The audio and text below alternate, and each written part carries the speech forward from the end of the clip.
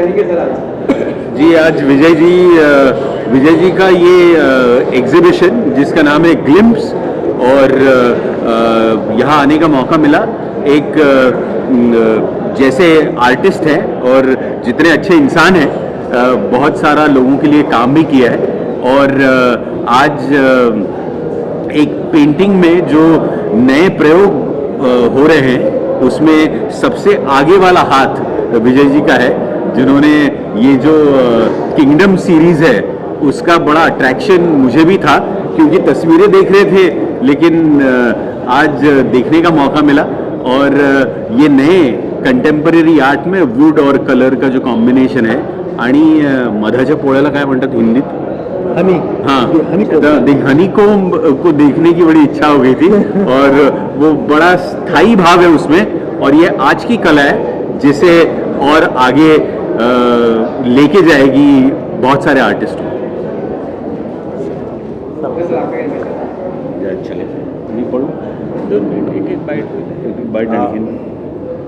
विजय राउत जी से मेरा परिचय इनके एनिमेशन कॉलेज से हुआ है, लेकिन इनकी कलाकृतियाँ इतनी बेहतरीन और इतनी जादुई हैं, इतनी सम्मोहक हैं कि जैसा द किंगडम सीरीज में दिखाई पड़ रहा है कि रानी मधुमक्खी के पीछे छत्ते में सारे के सारे दूसरे मधुमक्खी जो श्रमिक मधुमक्खी हैं वो चिपके जा रहे हैं, वैसे ही हम जो कला प्रेमी हैं इनके कलाओं से चिपके हुए महसूस कर रहे हैं। हम नज़र वहाँ से हटाने का हमारा मन नहीं कर रहा था। हम शायद यहाँ से जाने के बाद भी द किंगडम की क्वीन अर्थात रानी मधुमक्खी और उनके सेवक मधुमक्खियों के बीच के अंतर संबंधों को बहुत अच्छे तरीके से उकेरती हुई इस चित्रकलाओं को भूल नहीं सकते। वुड और कलर का जो कॉम्बिनेशन उन्होंने इतने बेहतरीन तरीके से किया है, उनके हाथों में जादू है, इसमें संदेह नहीं। दूसरी तरफ जो उन्होंने साधु सीरीज में मनोभावों को, साधु के मनोभावों को इतनी गहराई से खींचा है, उसमें जो भाव भरे हैं वो रंगों को वाटर कलर से, वो जो कि बहुत ही कठिन होता है, और उससे उन भावों को भरने में इतनी सटीकता दिखाई है, इतनी सूचकता दिखाई है कि वो अद्भुत है। कुल मिलाकर जो मोशन वाला आर्ट भी है वो तो नई दुनिया की ओर ले जाता है, जहाँ जो चित्र है वो आपके साथ मूव करते हुए दिखते हैं, आपके साथ गतिमान होते हुए दिखते हैं।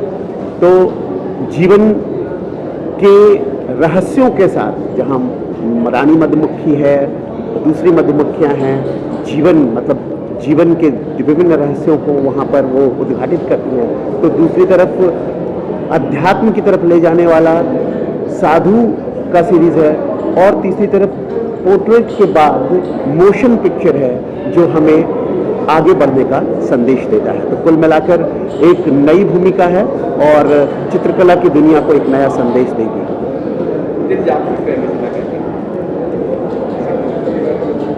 मैं पहले से ही मतलब प्रयोगशीलता को मानता हूँ कि, और उसके साथ साथ में मतलब ड्राइंग करने के साथ में, पेंटिंग करने के साथ में, उसमें हम क्या दे सकते हैं दुनिया को, वो सबसे इम्पोर्टेंट है।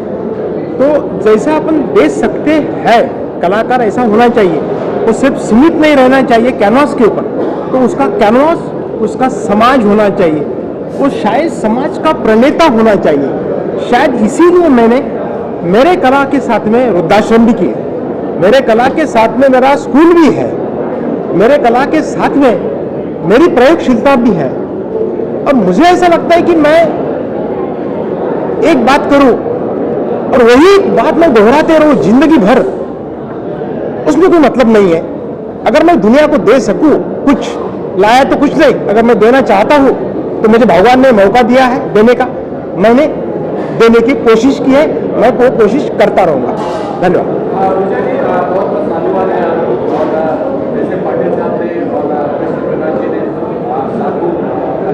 पेंटिंग किया है,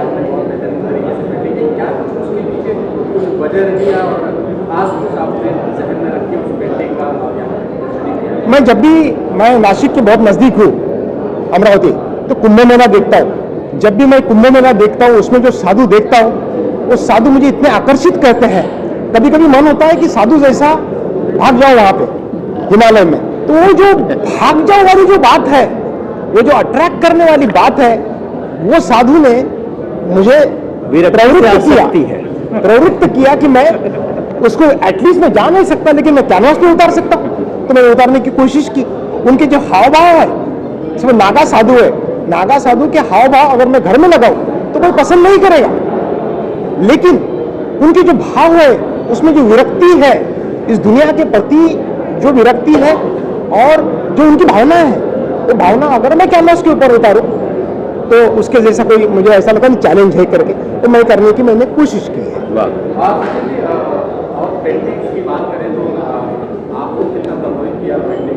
मुझे तो वो जैसे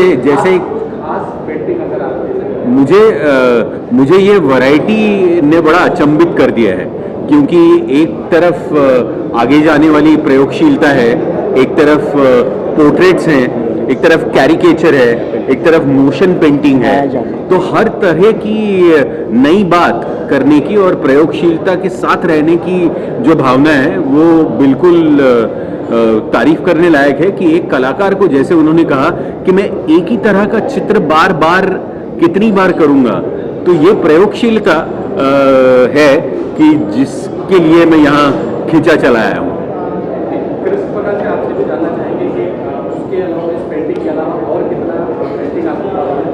और क्या लगता है कि विजय जी विश्व गुरु जैसे इन्होंने अपना एक संदेश दिया पेंटिंग के माध्यम से, देश विश्व गुरु की तरफ बढ़ रहा है?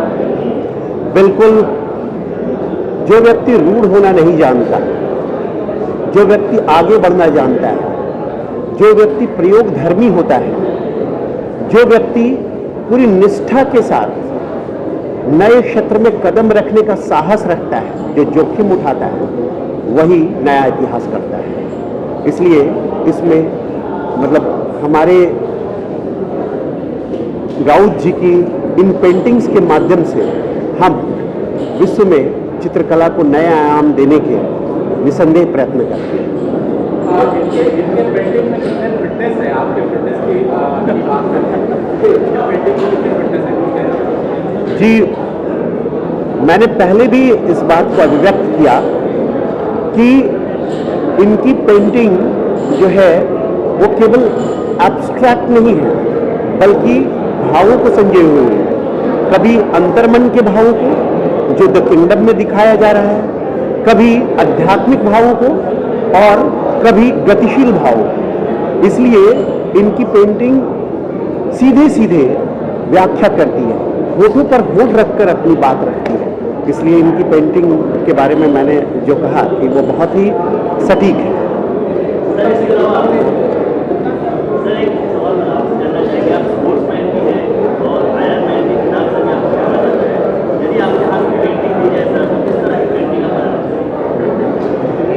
जी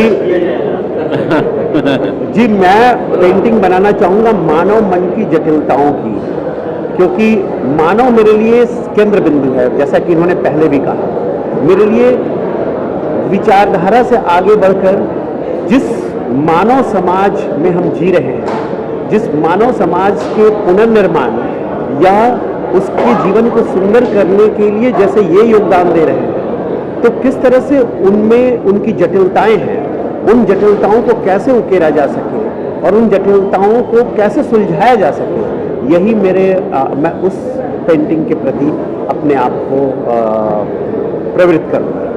वाह! जो भी कलाकार अपनी पेशकश करते हैं, आप अभिनेता है, हम शिल्पकार है, विजय राउत ऑलराउंडर आर्टिस्ट है। कभी छेड़ा जाता था कि आप तो अप्लाइड आर्टिस्ट है, जाहिरात करने वाले हैं, और आज आप देखेंगे वो कला का नेतृत्व कर रहे हैं कि मैं कला को बदला के दिखा सकता हूँ और मेरी कला वही मूल्य के साथ में लोग लेके आएगी कि दूसरे को मेरा लोहा मानना पड़ेगा कि मेरी कला आज की कला है। ये जो हुकूमत है उसके पीछे उनकी एक बहुत बड़ी परिश्रम लेने की क्षमता है। विजय एक ऑलराउंडर व्यक्ति है, उनका जो रियलिस्टिक स्ट्रोक है उनकी जो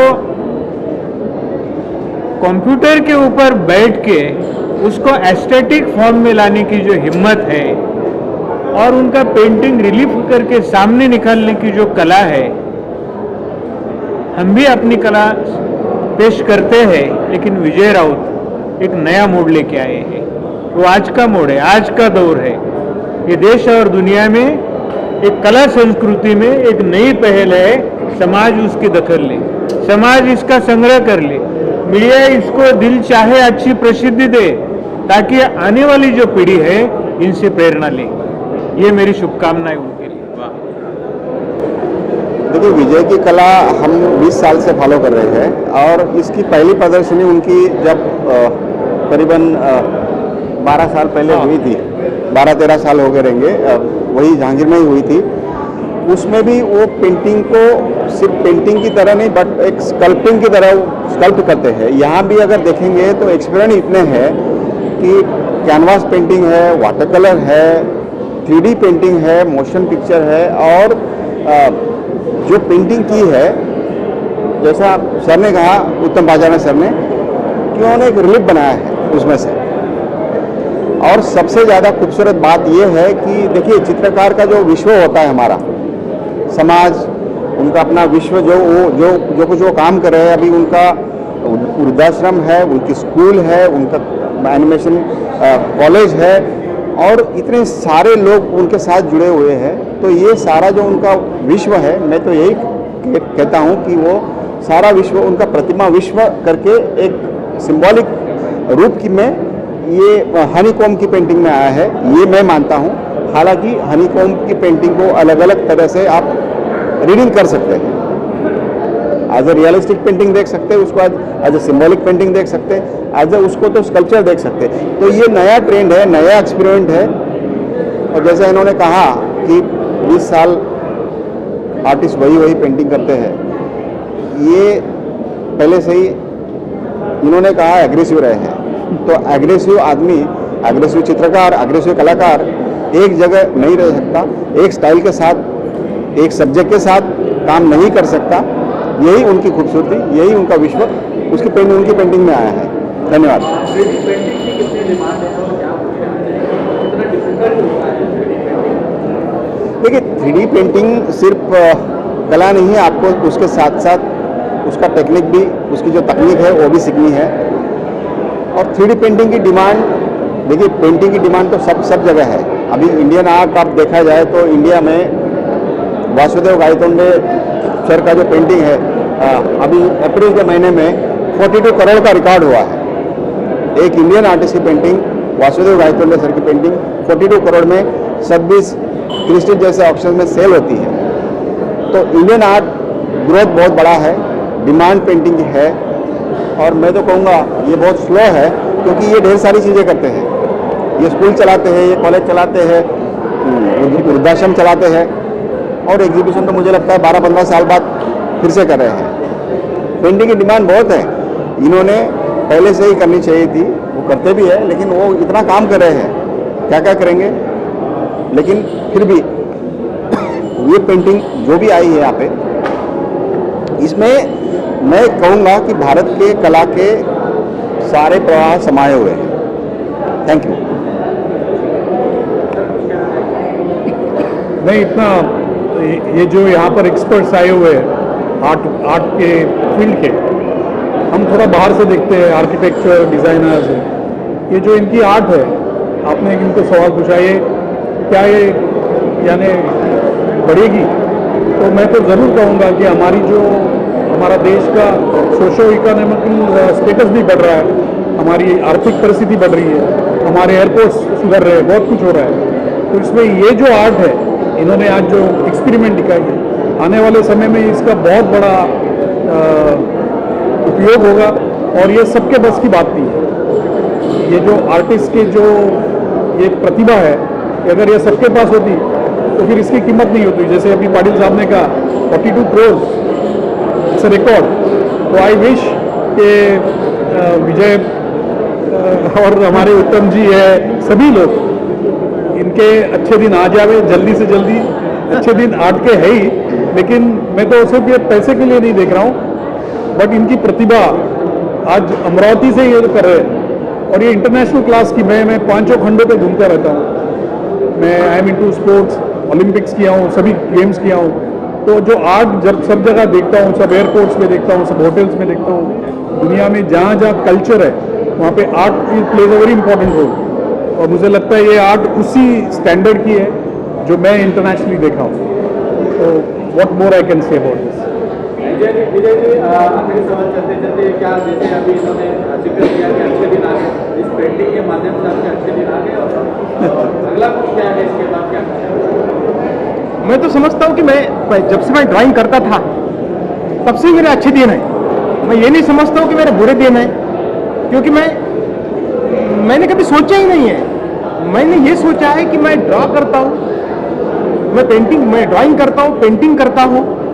अच्छे दिन क्या होने चाहिए कि आर्टिस्ट को 2 वक्त की रोटी मिले और वो काम कर सके, इतना पैसा मिले। पहले राजा महाराजा आर्टिस्ट को पालते थे, आज राजा महाराजा नहीं है, लेकिन तुम्हारे हाथ में इतनी ताकत चाहिए कि किसी भी आर्टिस्ट ने किसी के सामने झुकना नहीं चाहिए। ये मेरी बात है। मैंने आपको एक बात बोलता हूँ, ये मोशन पेंटिंग जो है, ये मोशन पेंटिंग्स को मुझे 2 इंटरनेशनल अवार्ड मिले जर्मनी के, लेंस्टार लैंड अवार्ड और मायाजाल।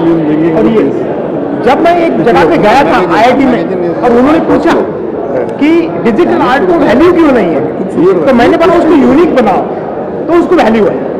मैं जब चंदा मामा पढ़ता था और चंदा मामा में देखता था कि बाबा लड़का जब कहानी पढ़ता है और उसमें उसका चित्र जिंदा हो जाता है, तो मेरे मन में ये थी, जिंदा कैसे हो जाता है, हलचल कैसे करता है। तो मैंने कोशिश की मेरे ड्राइंग में से मेरा ड्राइंग हलचल करे विदाउट एनी डिवाइसेस, और वो मैंने करने की कोशिश की। वर्ल्ड के बहुत कम लोग वो करते हैं और इसलिए अंतर्राष्ट्रीय अवार्ड भी मुझे 2 उसके लिए मिले। इंडिया में ये बहुत कम लोग करते हैं, क्योंकि आर्ट, इंजीनियरिंग और टेक्नोलॉजी का जो संगम है, वो संगम होना जरूरी है, जिसको हम कॉन्टेम्प्ररी आर्ट बोलते हैं। तो व्हाट इज कॉन्टेम्प्ररी आर्ट? 1936 में जो कर रहे हैं 2022 में वही करेंगे क्या? तो 2022 में जो करना चाहते हैं, तो लोगों को लगना चाहिए कि आर्ट का फ्यूचर ये है। हमको आर्ट को कितने अच्छे दिन आते हैं उसके बजाय आर्ट कहाँ पे जा रही है। वर्चुअल रियलिटी, ऑगमेंटेड रियलिटी, ये आज के आर्ट है। अब हम लोग सब लोग जी रहे हैं, बस यही तो अच्छे दिन है। 21st सेंचुरी में सभी आर्टिस्ट के अच्छे दिन है। जो समझते हैं कि मेरे अच्छे दिन नहीं है, उसने समझना चाहिए कि मेरे में कुछ कमी है, और हमारी कंपटीशन वर्ल्ड के साथ में है, तो हमने वर्ल्ड लेवल का काम करने की कोशिश करनी चाहिए। बस यही बोलूँ।